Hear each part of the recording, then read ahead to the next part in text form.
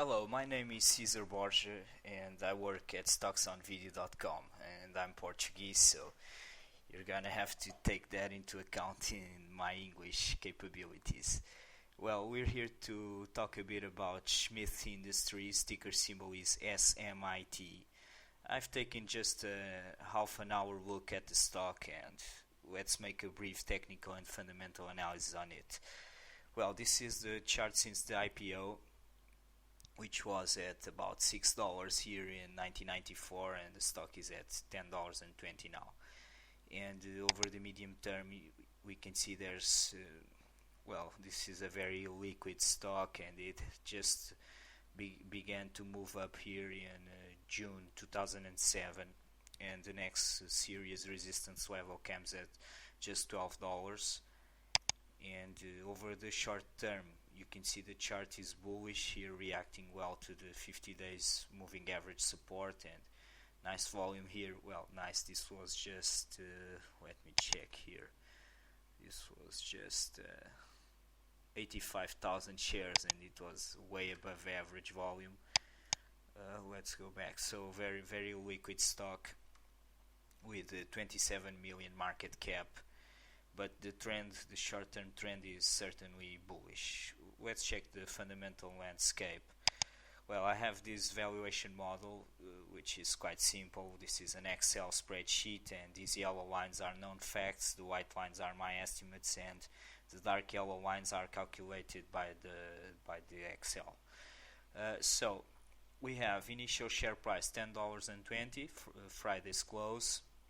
Initial share count 2.66 million shares outstanding, and I expect the share count to grow about 1% a year to just 2.7 million in early 2010. This is a 3 years model, because it has remained more or less the same. The share count, you can see here, the share count over the years, 2.5 million for many years, then 2.6 million, and now roughly 2.7 million.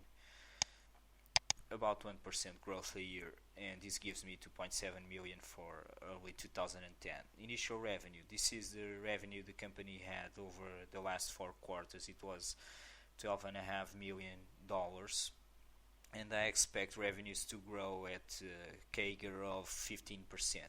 That's what this means. 15%. The company has 2 business segments, and one is growing very fast at 40% plus, and the other one is shrinking a bit. The largest one is shrinking, but the company says the following about the business segment that is growing a lot. It says, as noted below, sales can be very cyclical in the measurement segment, and which grew 44% when compared to the same fiscal.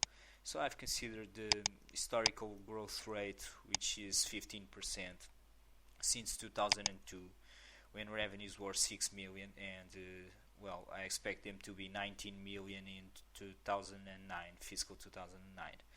Initial net profit margin 10.36%. This is the net profit margin of the past 3 quarters, and I expect that to be maintained at roughly 10%. And this gives me a final net income estimate of $1.9 million and earnings per share estimate for fiscal 2009 of 69 cents. If we apply to this very small company its average industry earnings multiple, which is 25, as you can check here in Yahoo, the average P for the scientific and technical instruments industry is 25.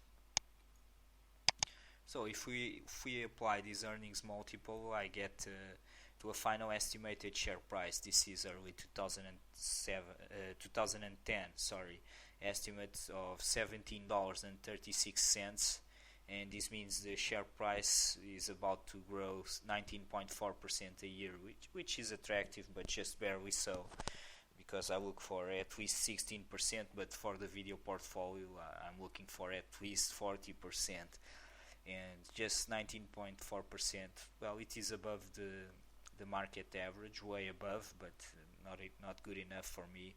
This gives me an optimal selling price according to my rules of $11.12.